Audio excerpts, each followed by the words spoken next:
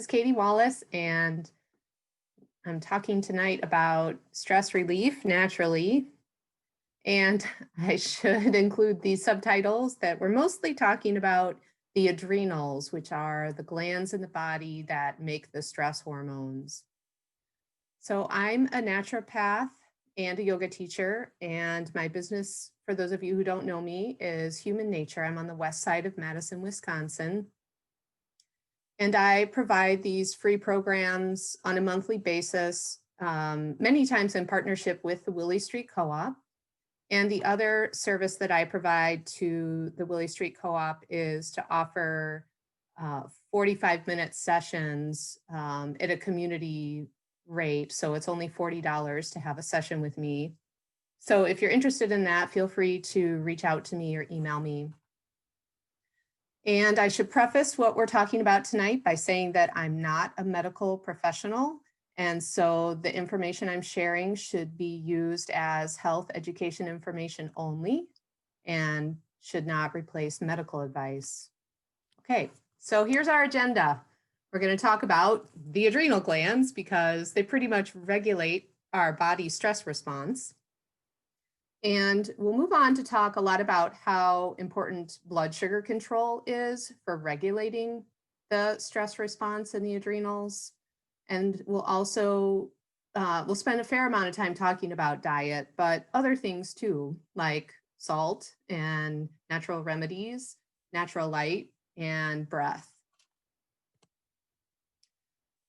So I was sort of chuckling to myself when I was coming back from Thanksgiving holiday, thinking about giving this talk, like, boy, I really need to give this talk because I need to think myself about stress relief. And I think all of us can agree that 2020 has been an unusual year and required us to be flexible in ways we couldn't have envisioned, and has really put our stress response to the test.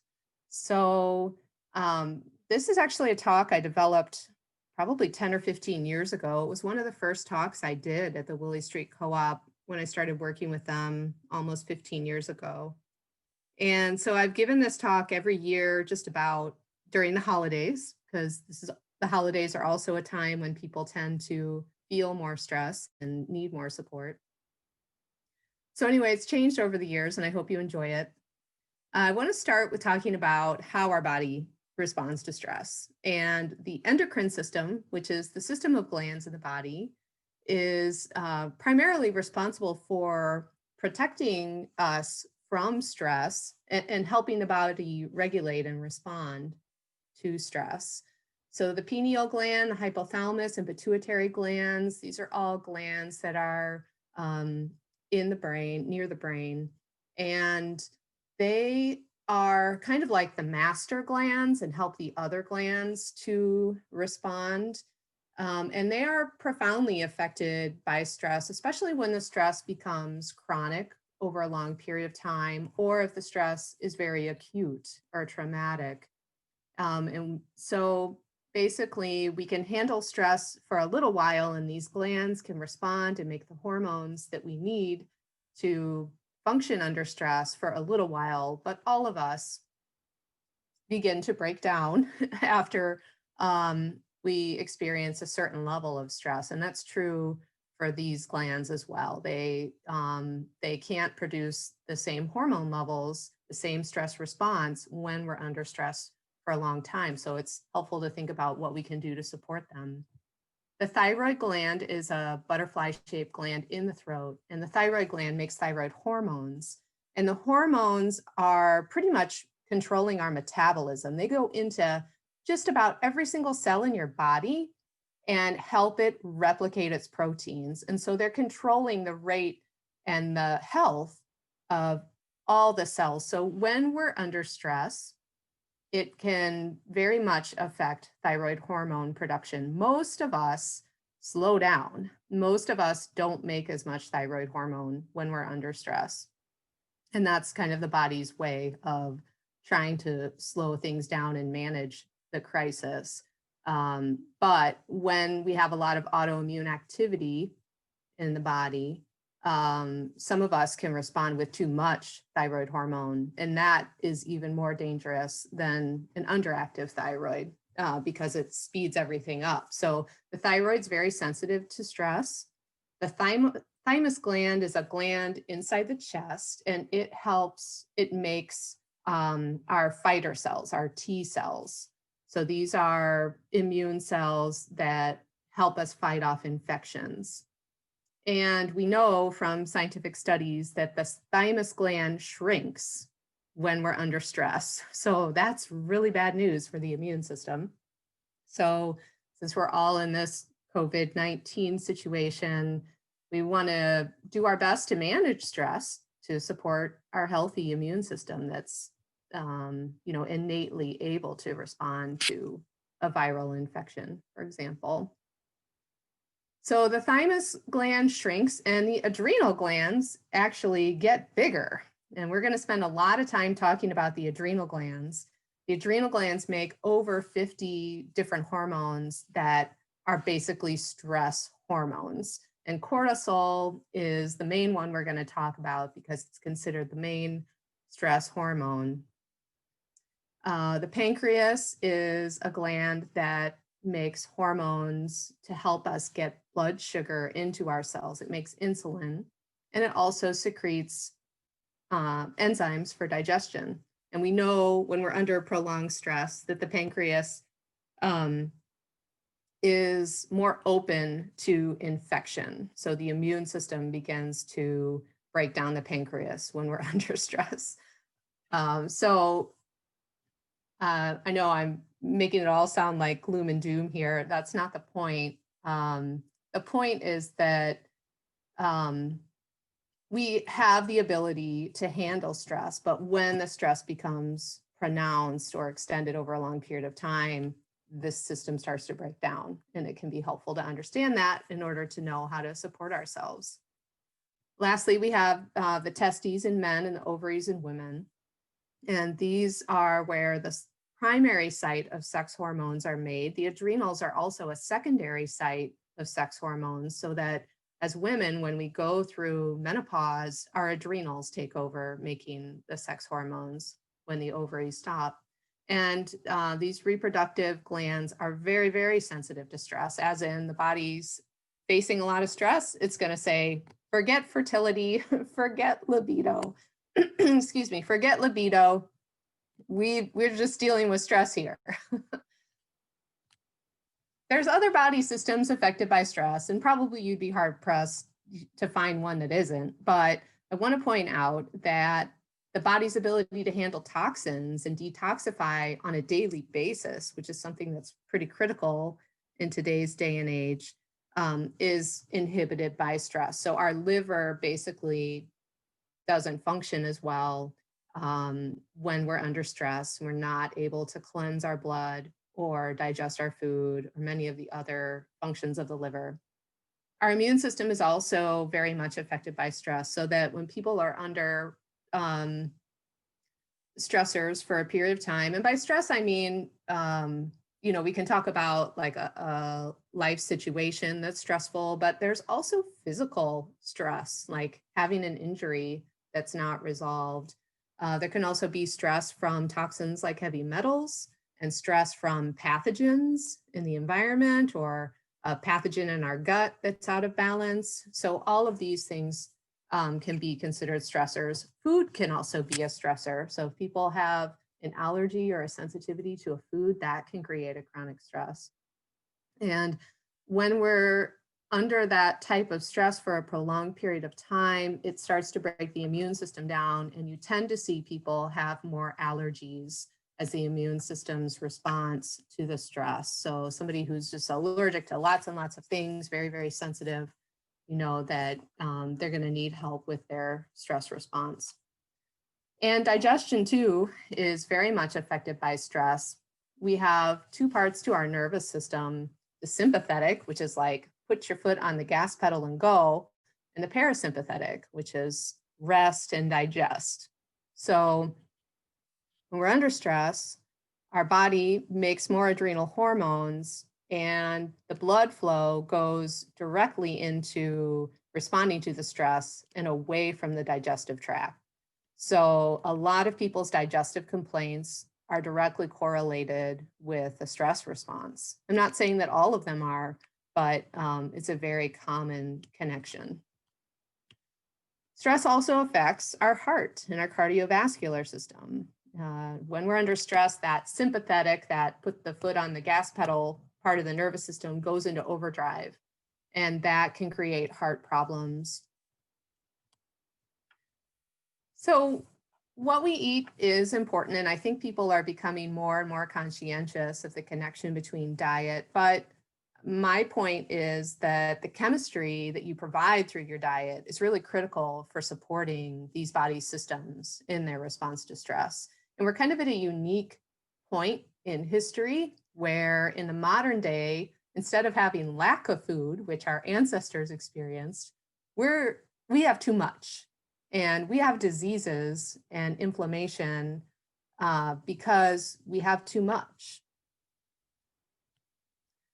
So when we make the wrong choices with our diet, the wrong choices for our body, it can increase inflammation and increase infection, diseases, and this can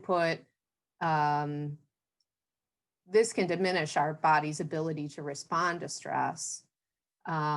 And a poor diet over time or an overabundance of calories also contributes to problems that basically cut down on our ability to handle stress. Before we get too much into talking more about food, I want to make sure that I say that sleep is a very innate, healthy thing. And if you don't hear anything else I say for the rest of this talk, I would say make sure that you're sleeping well or doing what you can to improve your sleep quality if you're worried about stress response. Because when we're sleeping, this is when our glandular system recovers. This is when our nervous system recovers. So it can be a catch-22 for people under stress, because as we're under stress, we make more adrenal hormones, and that system is hampered, and that system enables us to sleep better. So your sleep will get worse a lot of times when you're under stress. And I mentioned the adrenal hormone cortisol, and cortisol is very intimately connected to how well we sleep. Cortisol's job is to get blood sugar into the bloodstream. So it's to get glucose into the bloodstream. So that's it basically signals the liver to release some blood sugar into the bloodstream so that the cells have easy access to fuel and we can respond to the stress however we need to. And when someone's been under stress for a long period of time, the cortisol response starts to get kind of screwed up. It can be too little for some people, and it can be too much for some people, and it can be too little sometimes and too much at other times. But cortisol is basically, you know, when you feel like your stress response is not that great, like you're kind of revved up, kind of like adrenaline, which is another adrenal hormone, or epinephrine or no epinephrine. And so, you know, you might be able to actually identify when you're getting too many of these adrenal hormones in your body and when you're not. And over time, when the adrenals are responding to stress that way, it can lead to not enough cortisol available. And so when you're trying to sleep at night, cortisol's job is when your blood sugar drops, like let's say it's 8 or 9 hours after your last meal. So let's say you eat dinner at 6 and then you go to bed and maybe your blood sugar starts dropping in the middle of the night or the early morning. Cortisol's job is to make sure that your brain gets enough fuel while you're sleeping. And if you're under stress, then there's not enough cortisol to go around, or maybe not at that time, and the brain's kind of dysregulated in terms of how it's releasing the cortisol. And instead, it'll make a cocktail of other adrenal hormones like epinephrine and no epinephrine or adrenaline that wake you up. And so if you're somebody that experiences that wakefulness at night. This can be a problem even before you go to sleep too. But it's a kind of a classic example of someone who falls asleep really easily, but then wakes up in the middle of the night. That's a sign that your stress response needs more support. And we'll talk more about ways to address that. So when there's a cortisol imbalance, people can experience moodiness, basically a lack of tolerance for stress, brain-based symptoms like foggy thinking, problems with memory, issues with weight gain are kind of a hallmark of cortisol regulation issues because, like I said, cortisol's job is to get the fuel into the bloodstream, but that also stimulates the appetite. So it's kind of a classic example when people are under stress for a while, they have an increased appetite, especially at night, and their cortisol can get dysregulated. So they're making more cortisol at night rather than during the day, which would be a more natural rhythm, a healthier rhythm. And so then they tend to eat more than they're burning, and then their body will store that. So that's the connection between cortisol and weight gain. People with cortisol issues tend to have more weight gain around their middle, around their waistline. Cortisol can affect the thyroid as well as other hormones. Again, another classic example of stress response for women is that we tend to make cortisol in response to stress, and then we don't have any raw goods left over for making progesterone, which is a very critical hormone for our brains and for fertility and for a healthy menstrual cycle. So you'll see a lot of menstrual cycle issues or fertility issues where there's a cortisol issue. But to talk about food and ways we can help ourselves, having a strong drive for eating stimulants like chocolate and coffee can be a sign that your adrenals and your stress response needs some TLC in general. People can also have a lot of carbohydrate cravings, again, because they're making more cortisol, and that's just stimulating the appetite. The problem with this, even though this is like a very natural response to stress, because the body's kind of looking for survival food, is that these stimulants that are helping us to, wake up or manage the cortisol that's not quite working as well for us, is that they actually create another crash. And so they actually make an adrenal or a stress response issue much worse. So it can be very important to try to wean yourself off of stimulants, cut yourself down from them. If you're somebody who struggles with low energy or fatigue as a result of stress, or if you struggle with anxiety, you need to also look at reducing these foods because they're just kind of adding to the stimulation that's not beneficial. So there's a natural rhythm to our adrenal hormone output and our sexual hormone output throughout the day. It's very high in the morning and then it drops later. And so it can be people who have a stress response issue will have little dips that are actually big dips. So a healthy person might have a natural dip in their hormone production, like around 10 a.m., 2 p.m., 4 p.m. But a person with a stress response is just going to feel like they're completely crashing, like they need a nap or they need a cup of coffee to keep going. See, we talked about this. The problem with this kind of hypoglycemic or low blood sugar problem is that a lot of us who get into that cycle then develop diabetes because we've got a major blood sugar regulation problem. We don't want that because that creates a lot of other problems for the body. So besides looking at the carbohydrates and the stimulants, it's very important to think about electrolytes and salt for somebody under stress. Salt is like, I don't know how many of you were at my webinar a few weeks ago, but I just gave a webinar and I'm getting ready to post it to the website, hopefully later tonight or tomorrow, about salt.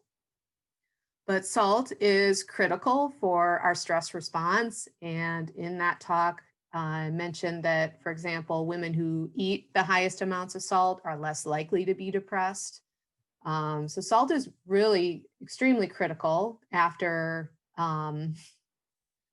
maybe air and water. Salt would be the next most critical thing for people to get. And the adrenals, of the 50 different hormones that they make, there's one called aldosterone, and aldosterone regulates the amount of salt or sodium in your bloodstream. So if you're under stress a lot and your stress recovery system is starting to break down, you're peeing out all of your salt. You're peeing out your sodium.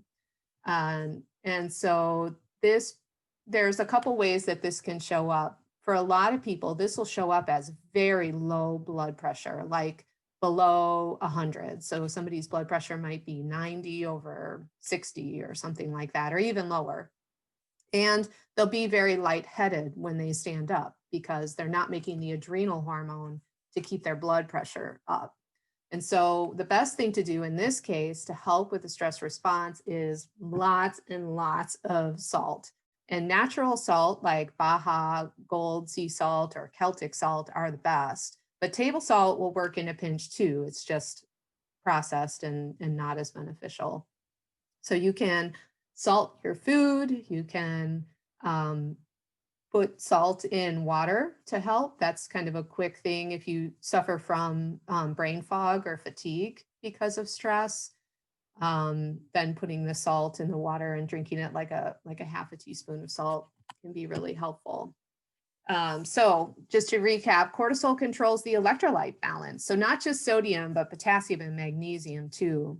So instead of thinking you need an energy drink, which tends to emphasize potassium, if you are somebody who, I'm singing your tune here, you need salt instead. And a salt-based electrolyte drink is going to be the best for you. And your sign that this is adequate for you is that you've got low blood pressure and you're lightheaded. And somebody with low blood pressure like that, I would say add a teaspoon 3 times a day of salt and keep increasing until your blood pressure is 115 over 75, which is ideal.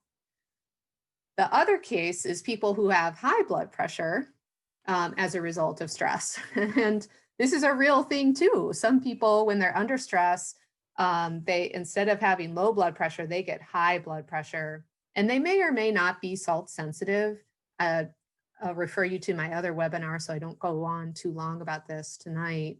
But basically, if you're salt sensitive and you have high blood pressure, then you need a lot of magnesium and a lot of potassium, and then you won't be salt sensitive. And that can many times help with the high blood pressure. The things I'm talking about later in the talk, we'll talk about breathing exercises and magnesium, as well as something called Phosphatidyl serine. These are all very effective remedies for controlling high blood pressure for somebody whose high blood pressure is from stress. And then there's magnesium. I didn't want to give this talk without talking about magnesium, which is the critical electrolyte for calming the nervous system. So I think a lot of us who are under a lot of stress right now, like I would say my experience with the coronavirus hasn't actually been so much stress or concern about the virus. It's been more that I've had more to do at work because I'm in healthcare, and then my children are schooling at home. And so it's just really required me to step up and have less downtime, have less time where I'm by myself, focusing on the things I might choose to focus on. And so one of the things I use that helps me a lot is I take magnesium before I go to bed at night. And magnesium is an electrolyte that helps balance the cortisol levels and the blood sugar level throughout the night. So if you're someone who has sleep issues, working with magnesium can be just a lifesaver. And it's also very calming to take magnesium. So you can take a magnesium supplement very safely anytime during the day if you're feeling like you need to calm down.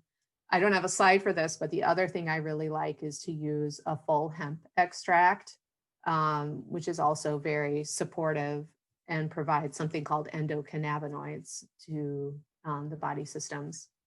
But to get back to the magnesium, not all magnesiums are created equal. I like this one because it's a combination of 5 different magnesiums. So there's magnesium citrate, which is for the gut, and magnesium threonate, which is for the brain, and magnesium glycinate. So there's multiple types of magnesium, and it can help to look at getting a blend or to talk to a practitioner myself about which form is best for you. But if you take some people, when they take a poor quality magnesium, will have loose stools, and then they're not able to, because they're not absorbing it.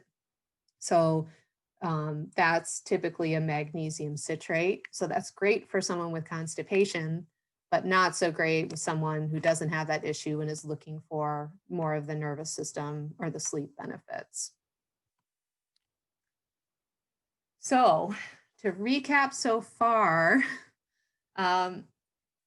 sleeping is really critical. And because these stress hormones naturally follow what's called a circadian rhythm, one of the most important things you can do for yourself if you're under extreme stress is to stay on a schedule. So sleep on a schedule, make sure you're getting good sleep, getting enough hours of sleep, make sure you're eating on a schedule so that you don't have blood sugar problems that are pronouncing the effect of stress for you. And then exercising and getting natural light. These are things we'll talk about soon. So if you are somebody who has a hard time sticking to regular meals, that can be a big problem for your stress response because it will create a blood sugar drop that then leads to a blood sugar swing, which adds to your cortisol production, which then contributes to weight gain and trouble sleeping and can lead to other issues like fatty liver for some people. So you don't want to wait too long and you don't want to skip meals. And so it's kind of a fine balance, right? Because you're not always going to have the same appetite every day or want to eat the same things every day. And some of us have personalities where we can do that. And some of us have personalities where we don't like to do that at all. I think since it's mostly women on this call, I'll talk about the female body in particular, but it can be very challenging for women to do things like intermittent fasting or fasting where they're skipping meals because hormonally we're very sensitive to the fluctuation of blood sugar. So my advice, if you want to stick on to regular meals, but feel like sometimes you don't have an appetite, would be to maybe have a cup of broth or, some other fat-rich beverage or a protein drink. Have something rather than skipping that meal so that you don't create a blood sugar swing later in the day, which leads to cravings or problems with more cortisol, which ultimately is kind of undermining your body's stress response. Men have the same or very similar response to blood sugar problems. So if men are a little more resilient, generally speaking, than women to skipping meals or going too long, but they still do have problems with blood sugar control. And when they're eating too many carbohydrates, especially as they age, all of us as we age become more insulin sensitive. So we all become, unfortunately, more sensitive to carbohydrates. But for men, it will disrupt their sleep. It will drive their testosterone levels down. It will make them irritable, moody, and create brain problems for them. And then it's like a vicious cycle because once they've got that blood sugar problem, their pancreas is releasing a lot of insulin, which is making their testosterone level lower and their estrogen level higher and perpetuating all those problems I just talked about, the sleep and the brain fog and feeling emotional and and that creates more insulin surges and inflammation. So it can be a very vicious cycle, and the way to stop that cycle is to reduce the amount of carbohydrates available and to eat fat as a fuel instead. Women experience problems with blood sugar. So we get irritable, we have problems sleeping, we have problems with bleeding, like menstrual flooding. We have hot flashes as a result of blood sugar problems, fatigue, and more cravings. And so, unfortunately, a lot of us, and there's a lot of young women or young girls in our culture, where we are, set up to focus so much on our body image, and then that creates a disruption in our regular eating patterns, and that sets us up for all these problems with blood sugar control and cortisol, and that can show up later in life as difficulty with perimenopause or menstrual cycles, just because of the blood sugar being too low and us kind of not feeding ourselves appropriately. And this, I think, is the last slide about this, but unfortunately, this contributes to even additional problems, because when our blood sugar goes up, like let's say we eat any kind of carbohydrate, it could even be, a banana, something most people think of as being healthy. But if there's too much sugar, it creates insulin, which then contributes to inflammation, or something called AGEs, advanced glycation end products. Triglycerides then increase. That's how we store sugar as fat. Cholesterol can then become problematic and put us at risk for heart disease or heart attack or stroke. And then that affects our hormones, both for men and women. So if you want to improve your body's ability to handle stress, I would suggest not eating like this. So a lot of people like to start their day with a stimulant, and then they don't eat something until the middle of the day, which is very carbohydrate rich, like a bagel here. And then they've got sugar cravings because of this dysfunction that they set up earlier in the day, unbeknownst to them, of course, in a lot of cases. And then it's kind of a vicious cycle. So we want to kind of break this cycle and do something like this instead, where we're getting quality protein, lots of vegetables, lots of good fat. So nuts, eggs, olives, lots of good fats out there. Also, seafood is a great food for stress. There's an interesting study done a while back, and they surveyed people on what they wanted to eat what foods did they think gave them the best mood. So it's interesting. You might stop a minute and ask yourself, what foods make me feel the best? Not like, not like a high, but like what foods help you feel good and balanced. And the outcome of the survey were two things: fish and fresh vegetables. So the fish and fresh vegetable diet, I just love that diet. It resolves so many health problems. So if we want to help our body with its stress response, then we want to do things that promote balanced cortisol response. And if we've got blood sugar problems, we're just kicking ourselves. And so this slide is designed with this in mind.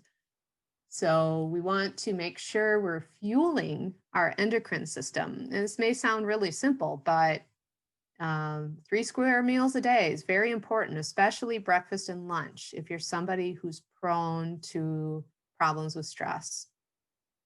You want to eat protein at every meal, like a palm size or a deck of cards of animal protein is usually the most therapeutic, because we make cortisol from protein. And protein is also very satiating and will help stave off cravings for sugars. We also want to eat fat. fat has multiple benefits for our stress hormones. Helps with their receptivity and helps with the resiliency of the nervous system. You want to eat plenty of veggies. Vegetables are important for feeding a good gut biome, the community of bacteria in the gut. And you also want to avoid eating some common allergens because they can be difficult to digest and then can set up some unhealthy craving cycles for people or contribute to inflammation that they're experiencing, which is going to create a chronic stress on the body, which is going to take away energy that you want for, facing other stressors in life. So these are the top allergens I typically have people avoid. So gluten, which is a protein found in wheat and other grains, sugar, dairy, a big protein again, corn. Corn has something called corn gluten that's a lot like the gluten found in wheat that can be very aggravating. Soy, again, another food with a large protein or molecular peptide structure. So all these foods are basically triggers for inflammation for people whose bodies have been under stress. And peanut. And so I'll just speak briefly here that sometimes looking at the gut can have a huge turnaround for someone's ability to recover from stress and overall feel better. Leaky gut, here's a picture of leaky gut. It's when the spaces in the gut cells become bigger than they should be. And then the digestive system's not working very well. And so there's so many different symptoms of leaky gut, but here's a list of some of them. So somebody who's getting sick all the time, like every time a cold comes around, they get it. Or they just are having some other chronic issues related to the immune system, like skin issues, digestive issues, and also brain-based issues like depression and anxiety. Most of the neurotransmitters in the body, like serotonin and dopamine, which are important for our mental health, are made in the gut. So we've got to look at the gut when we want to have a healthy stress response. And taking those common allergens out of the diet can go a long way to reducing the symptoms from leaky gut. And then there are some supplements that are really critical for actually helping the gut cells to communicate and building a healthy gut community again. ProGert is an example of a probiotic I really like. A lot of times when people are having issues with stress, their adrenals are just zapped and their gut biome is really out of balance. And ProGert is the highest volume of probiotic you can buy on the market without a prescription. It's 1 trillion critters per dose. So it's like you're taking a whole bottle every day. And it's just an amazing product. Ion Gut Health or Ion Biome is another supplement that I really like for leaky gut and gut-based issues. It's basically dirt water, but it's very, very good at, it's all scientifically formulated in the lab, but in essence, it's dirt water.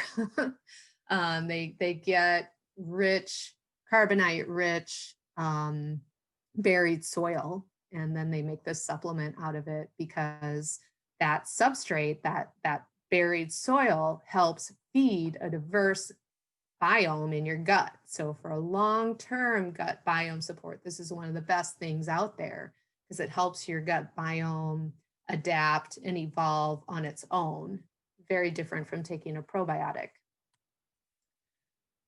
The other thing to think about is fat. And I know I already said this, but essential fatty acids are so important for the person who's under stress. So fish oil, if you don't take a fish oil or something like it, like a phytoplankton oil, can just be invaluable.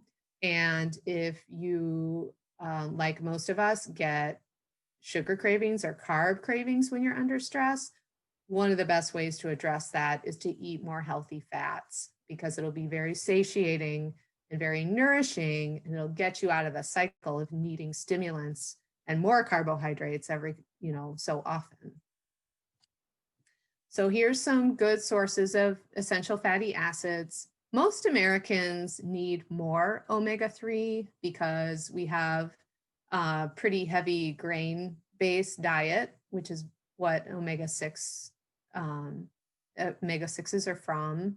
So most people do better with an emphasis on more fish and seafood, egg yolks, organ meats, flaxseed, things like that in the diet.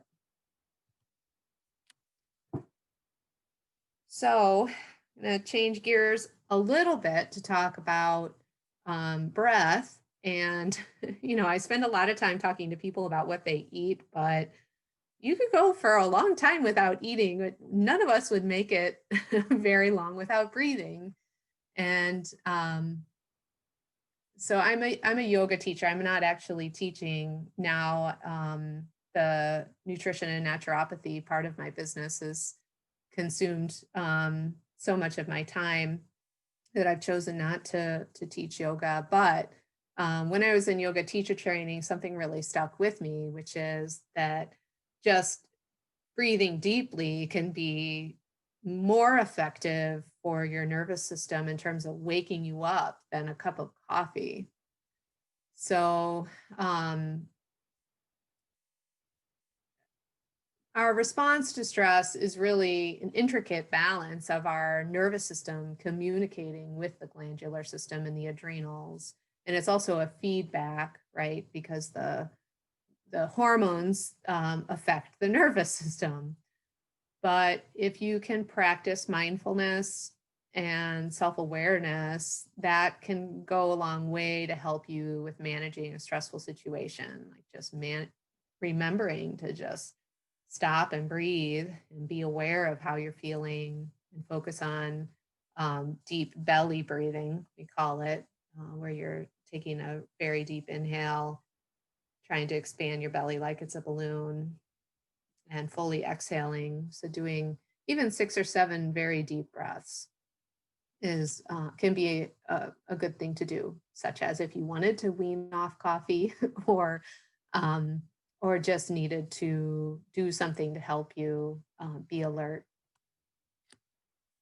So there are many nutritional supplements for stress, and I definitely am not going to go into many of them, but licorice root is a great herb for people who are exhausted and don't have energy and suspect that their cortisol and their adrenal hormone levels are just completely exhausted.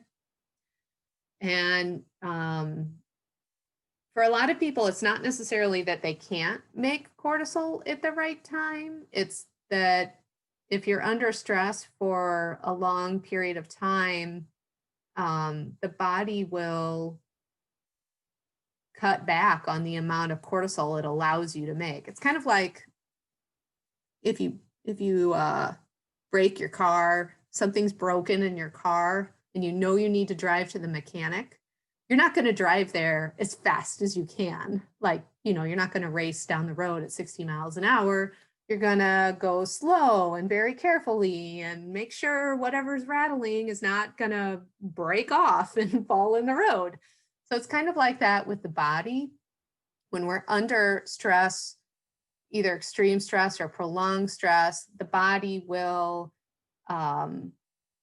put the brakes on the amount of hormones it lets you make so that you're going to kind of coast to where you're actually going to take a break and recover.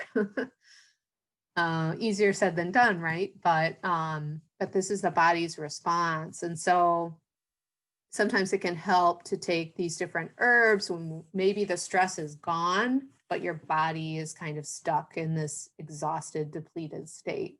So licorice is a great herb for that kind of situation.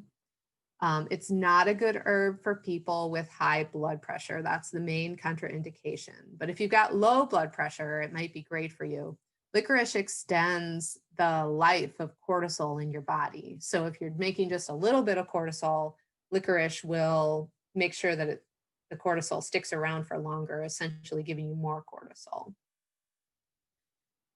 Ginger is another great herb for the adrenals. It's just very nutritious and supportive. So using it in cooking and making it in tea can be great. Holy basil's an example of what's called an adaptogenic herb. And an adaptogen is a class of herbs that both raise and lower cortisol. So they basically balance. So they will raise it if you need it to be raised, and they'll lower it if you need it to be lowered.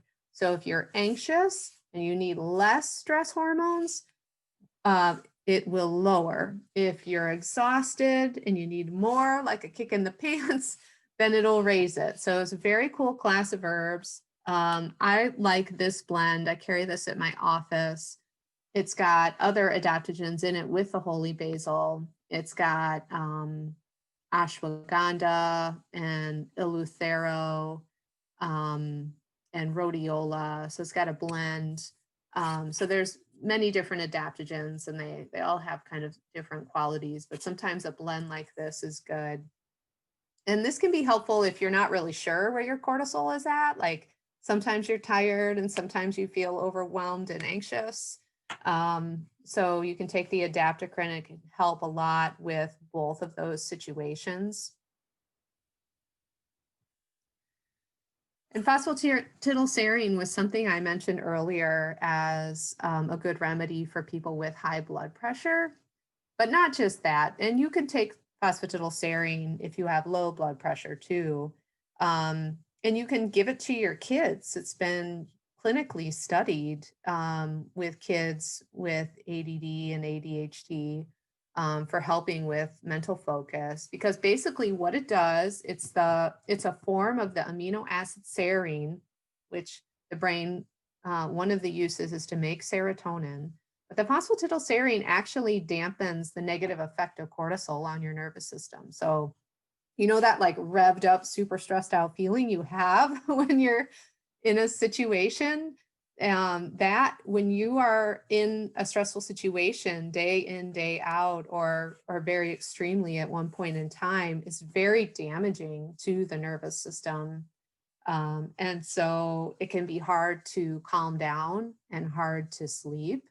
And so phosphatidylserine, I just love this supplement because it's so safe. Anybody can use it. There's no contraindications with it.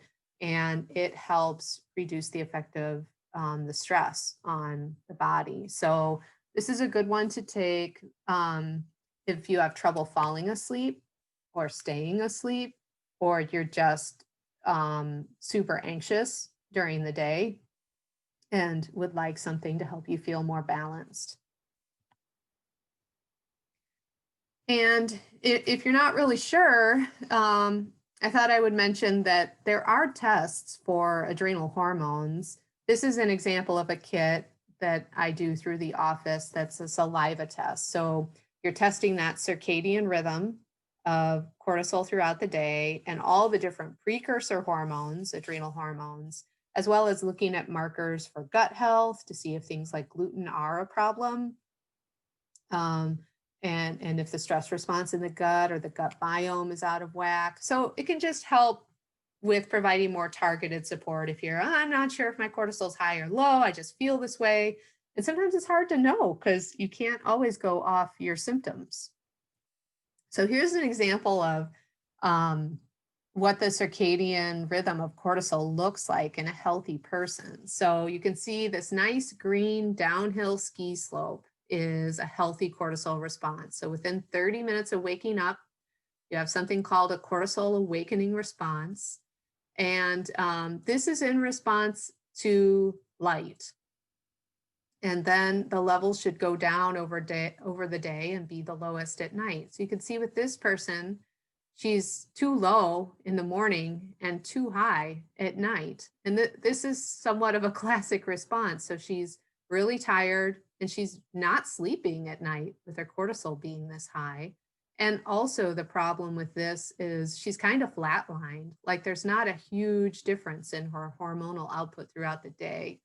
And we know from scientific studies that this type of flat line of cortisol is a precursor for breast cancer for women. So the cortisol rhythm is actually very important and can be a marker for the development of immune system and other diseases later on. So it's important to, give this some attention. So, so this poor lady, one thing I might do, of course, in the morning, we might give her some vitamins. I didn't mention this, but vitamin B5 or pantothenic acid, vitamin C, biotin, and zinc are really critical. So making sure she's got nutrition, some protein in the morning, and lots of light. So opening up those windows and maybe even going back to bed, but opening up the curtains or turning on a lot of lights. For some people, it works to get up and do some very intense exercise just for 5 minutes. That will help raise the cortisol in the morning. And then at night, we might be talking about something like phosphatidyl serine. What are her lifestyle habits at night? Is she on the screen? Is she working late? What's stimulating this cortisol to be so high at night? Here's another example, kind of completely different. This person's cortisol is just sky high, like almost all the time. And so in this situation, we'd be looking at pretty much trying to calm and dampen the effects of the cortisol rather than trying to stimulate it. And the light environment is really important for our stress response. It's, I think, pretty unfortunate that we are surrounded by modern lights now. And I think that it does cut down on our quality of life and makes us more prone to stress.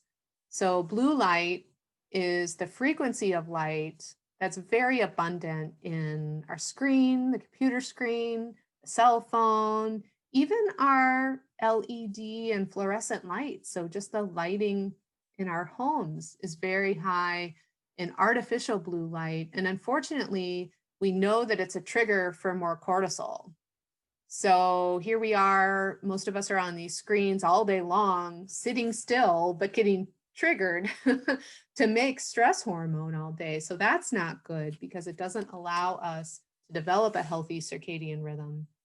And it can suppress a hormone called melatonin, which is very critical for our cellular health and our genetic expression, as well as sleeping at night, which I'm sure most of you have heard of it.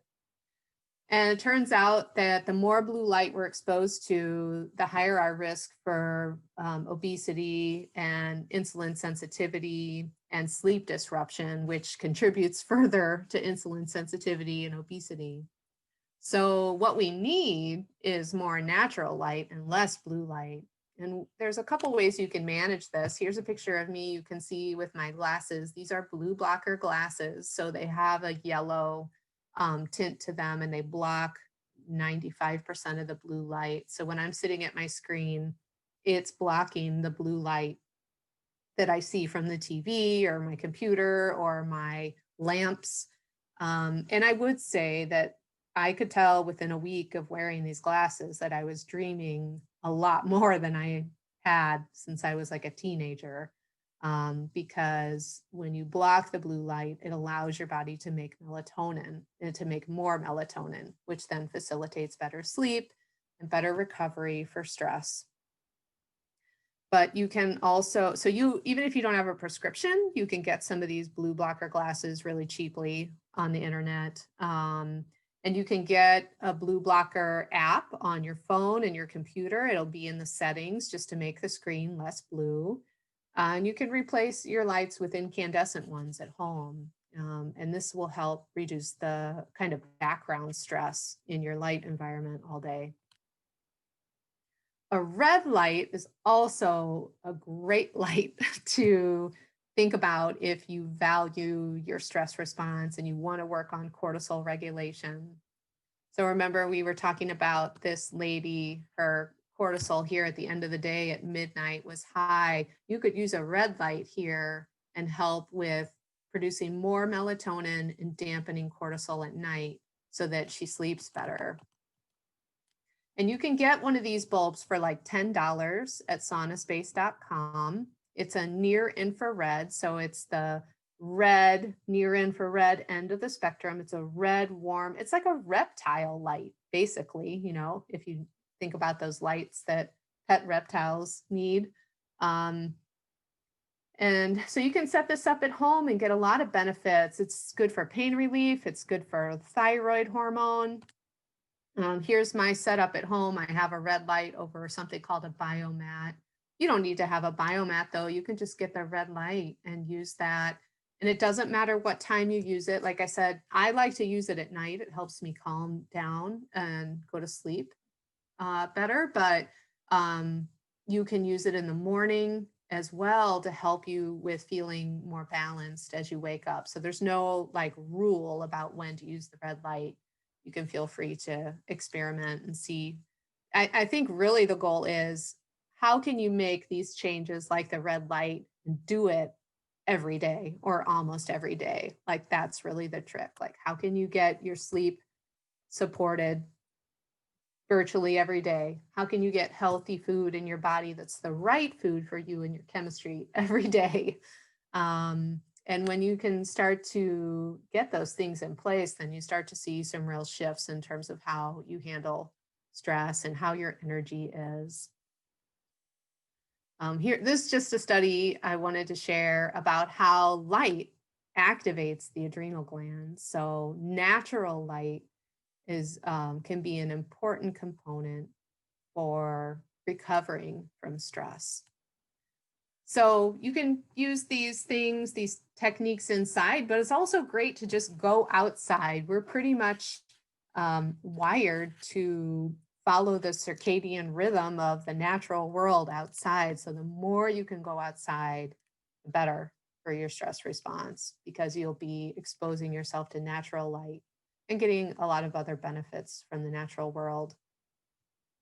Okay, so here's my summary. Thanks for being such great listeners. If there are questions, I'd be happy to read those in the chat if you want to type any questions there. So to summarize, follow a good schedule for your body. You know, make sure you're sleeping, eating, regular exercise, getting natural light. Beware of the blood sugar swings. So if some of the things I was talking about you were like, yeah, this is me, or I know what she's talking about, you know, start to work on those things and get plenty of fat and protein and veggies, and work on reducing the foods that trigger inflammation and blood sugar problems for you. Make sure to get lots of natural salt. Remember, salt is very important for somebody who's depleted from stress. And people might look at you funny, but if you're one of those people who's lightheaded or has low blood pressure, you will do very well with increasing your salt. And if you're somebody who's experienced a lot of stress and you feel like the adrenals are a big issue for you, salt is going to be your medicine. You can use some of the different natural remedies and herbs, and get a good daily mindfulness practice. Even if you're just breathing for 6 deep breaths, goes a long way. And then, of course, I'm here if you need help talking about any of these things or want to dive a little deeper and do some testing. So thanks, everybody. I appreciate you joining me, and I'm happy to answer any questions if there are any in the chat. Otherwise, have a good night.